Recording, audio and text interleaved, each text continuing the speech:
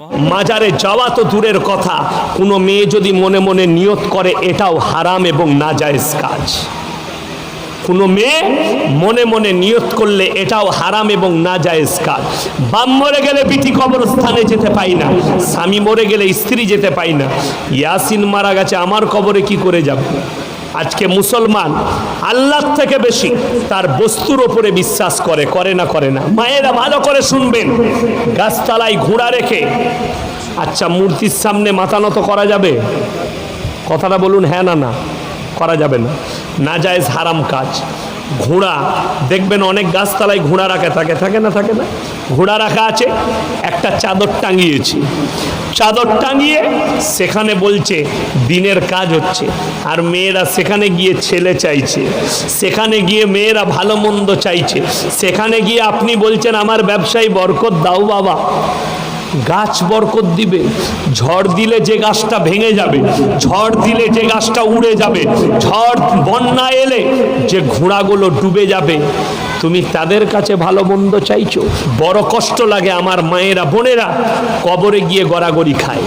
জিজ্ঞেস করুন, আমি ওই মৌলবীদিকে চ্যালেঞ্জ দিয়ে যাচ্ছি, হাদিস আর কোরআন থেকে প্রমাণ করাও, তার জুতোর মালা পরে আমি পশ্চিম বাংলায় বায়ান করব।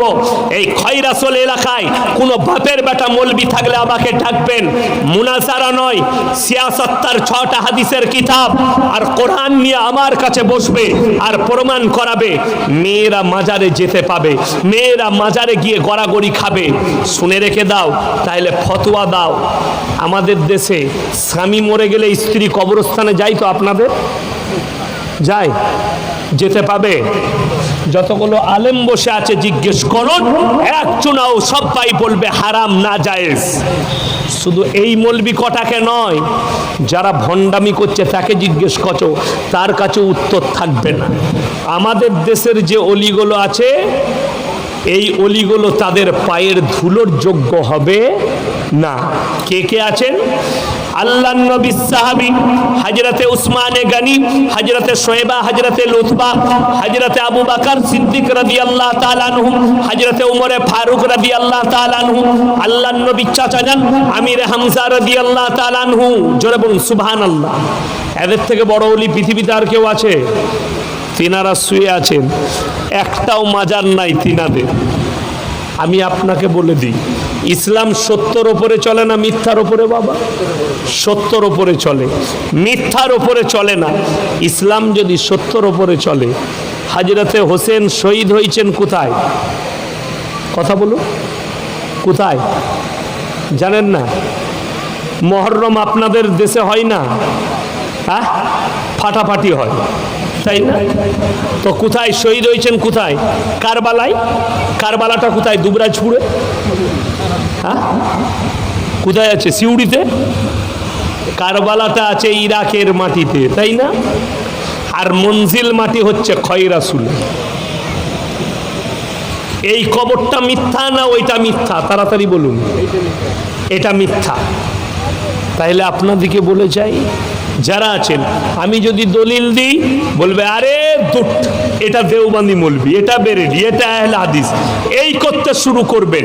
আমি বলে দিই, ভারতের একজন আহলে সুন্নাতুল জামাতের সব থেকে বড় মুফতি আলা হযরত আহমদ রাজা খান বেরেলভি, তিনি তিনার ফতোয়ায়ে রিজবিয়া খণ্ড নম্বর 24 পৃষ্ঠা নম্বর 497 ছাপা হয়েছে পাকিস্তানের করাচি থেকে।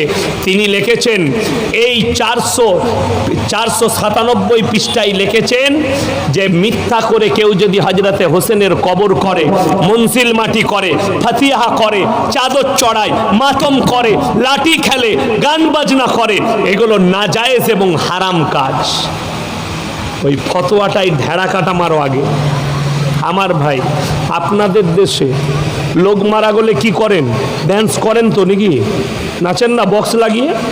আমার বাপ মরে গেছে, লাঠি খেলবো, আই আত্মাটা শান্তি পাবে। করবেন? কেউ করবে? কেউ করবে? পৃথিবীর কোনো জাতি করবে না। লজ্জা লাগে, অন্য জাতিরা থুপ ফেলায়। থুপ ফেলায় কেন জানেন? যে মানুষ মরে গেলে শুনেছি দুঃখ পালন হয়, তার লেগে আমরা আমাদের লোক মরে গেলে কি করেন?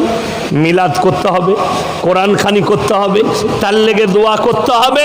আর আল্লাহর নবীর নামাজে চলে গেছে, তার লেগে কি করবে? বলছে আন্ডার প্যান্ট পরে ড্যান্স করতে হবে। তুমি নিজেকে বিচার করো, আমি বিরোধিতা করতে আসিনি। বিবেককে জিজ্ঞেস করো, তুমি নবীজির বিরোধী লোক না পক্ষের লোক? আমি যদি মিথ্যা বলে থাকি, স্টেজে বসে আছি, আমার গাড়িতে ড্রাইভারকে জিজ্ঞেস করুন। মুহররমের দিনে এই বছরে আমার জলসা ছিল কোথায় জানেন? মেদিনীপুর চন্দ্রকোনা টাউনে, পশ্চিম মেদিনীপুরে। রাতের বেলায় ফিরছি, রাত 2টো বাজছে। হাই রোডে যেমনি তেলিপুকুরে উঠেছি বর্ধমানে, তেমনি রোডের ওপরে দেখছি 2টো গাড়ি অ্যাক্সিডেন্ট হয়ে আগুন ধরছে। পুলিশে ব্লক করেছে। আমি বললাম টাউনে ঢুকাও। যেমনি টাউনে ঢুকিয়েছে, আমার ঘুম ধরে গেছে। করজেন গেটে ম্যান বাজারে ঢুকিয়ে ফেলেছে। আমাকে উঠুচ্ছে, হুজুর উঠুন। কি হলো? বললে এই দেখুন কি চলছে।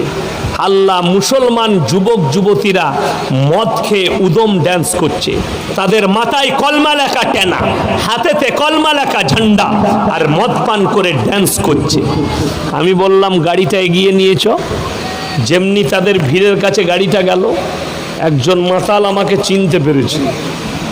ইয়াসিন হুজুরের গাড়ি, গাড়িটা পার করা। আমি বললাম আল্লাহ, যাতে মাতাল হলু তালটা ঠিক আছে, গাড়িটা কোনো রকম আমার পার করিয়ে দিল।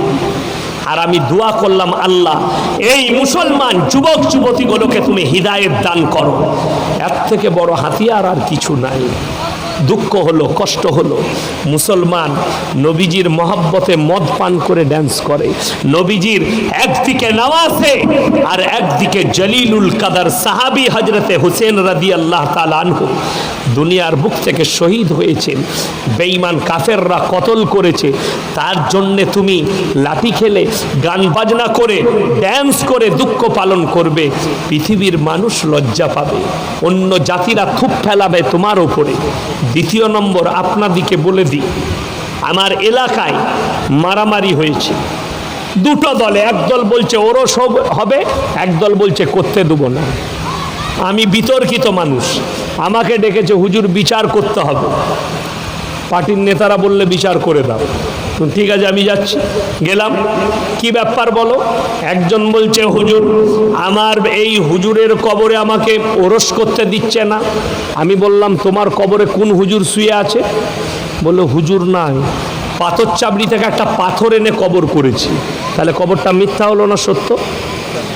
আসল শুয়ে আছেন যিনি ওলি, তিনি পাথর চাবড়ির মাটিতে। তার কবর থেকে পাথর নিয়ে গিয়ে কবর তৈরি করে মিথ্যা করে বাজার চালাচ্ছে। আর ইসলাম সত্যর ওপরে টিকে আছে, মিথ্যার ওপরে নয়। বড় কষ্ট লাগে আমার মায়েরা বোনেরা কবরে গিয়ে গড়াগড়ি খায়। জিজ্ঞেস করুন, আমি ওই মৌলবীদিকে চ্যালেঞ্জ দিয়ে যাচ্ছি, হাদিস আর কোরআন থেকে প্রমাণ করাও। তার জুতোর মালা পরে আমি পশ্চিম বাংলায় বায়ান করব। এই খয়রাসল এলাকায় কোনো বাপের বেটা মৌলবী থাকলে আমাকে ডাকবেন। মুনাজারা নয়, সিয়াসত। তার 6টা হাদিসের কিতাব আর কোরআন নিয়ে আমার কাছে বসবে আর প্রমাণ করাবে। মেয়েরা মাজারে যেতে পাবে, মেয়েরা মাজারে গিয়ে গড়াগড়ি খাবে। শুনে রেখে দাও, তাইলে ফতোয়া দাও। আমাদের দেশে স্বামী মরে গেলে স্ত্রী কবরস্থানে যায় তো? আপনাদের যায়? যেতে পাবে? যতগুলো আলেম বসে আছে জিজ্ঞেস করুন, এক চুনাও সবাই বলবে হারাম, না জায়েজ। শুধু এই মৌলবি কটাকে নয়, যারা ভণ্ডামি করছে তাকে জিজ্ঞেস করো, তার কাছে উত্তর থাকবে না, তার কাছেও উত্তর থাকবে না। শুধু এটা নয়, আমি কেন বুক ফুলিয়ে বলছি শুনুন। আপনাদের বীরভূমে সিউড়ির কোনো মৌলবি, তার নাম জানি না, ফোনেতে আমাকে বলছে, আমি নবগ্রামে জলসা করেছিলাম ইলেমবাজার, তারপরের দিনই ফোন, এই আপনি ভুল বলে গেছেন। আমি কি ভুল বলেছি বাপ? বলে আমিও একজন ভালো মৌলবি। আনো, খুব ভালো জিনিস, আমি তো তোমার জুতো বোয়ানোর লোক, অসুবিধা নেই। কি ভুল বলেছি বলো? বলছে আপনি বলেছেন আল্লাহর নবী সাল্লাল্লাহু আলাইহি সাল্লাম 40 বছর বয়সে নবুয়ত পেয়েছেন। এটা সকলে জানেন না? জানেন না? কত বছর বয়সে? কত বছর বললাম? 40। যটা উলামা আছে জিজ্ঞেস করুন, ইনারা এটাই সাক্ষী দেবেন। সে বললে তোমার জানা নেই, আমি হাদিস দিচ্ছি, পড়ে লাও। বললাম পাঠাও। তবে নবীজি কখন থেকে নবী? বললে শোনো, হাজরতে জিবরিল আমিন জিজ্ঞেস করছেন নবীজিকে, ইয়া রাসূলুল্লাহ আপনি কখন থেকে নবী? নবীজি উত্তর দিয়েছেন যে হাজরতে আদম মাটি এবং পানির মধ্যেখানে যখন আমি, তখন থেকে নবী। আমি বললাম হাদিসটা পাঠাও, সে পাঠালো। হাদিসটা দেখলাম ইসরায়েলি এবং জাল হাদিস, যার কোনো অস্তিত্বই নাই হাদিসে। তাকে বললাম শোনো, এরপরে আমি পাঠাচ্ছি তোমাকে, তোমার মতো ভণ্ডামি হাদিস নয়, আমি সিয়াসাত্তার হাদিস থেকে 6টা হাদিস পাঠাচ্ছি, পড়ে নাও। যেখানে আছে নবীজি 40 বছর বয়সে নবীজিকে আল্লাহ নবুয়্যত দান করেছেন, এটা 6টা সিয়াসাত্তার হাদিস। যদি এখনো কেউ চান, তাকে আমার নম্বর নিয়ে এলেন, ফোন করবেন, কালকে আবার তোমাকে আমি সেন্ড করব, পাঠাবো ইনশাআল্লাহ। পড়ে নিবে, মিলিয়ে নিবে।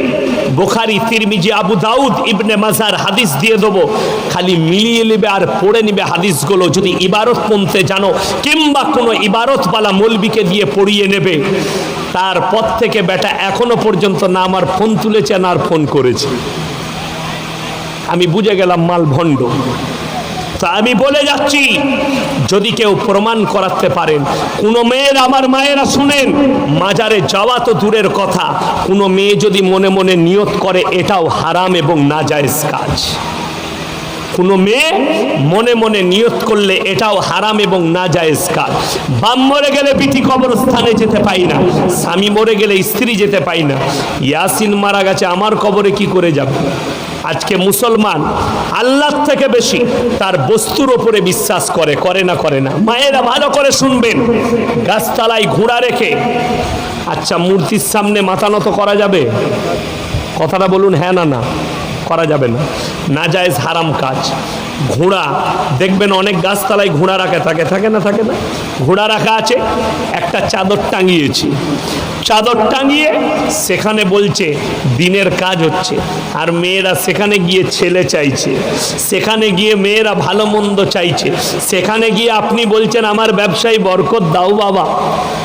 গাছ বরকত দিবে, ঝড় দিলে যে গাছটা ভেঙে যাবে, ঝড় দিলে যে গাছটা উড়ে যাবে, ঝড় বন্যা এলে যে ঘোড়াগুলো ডুবে যাবে, তুমি তাদের কাছে ভালো মন্দ চাইছো?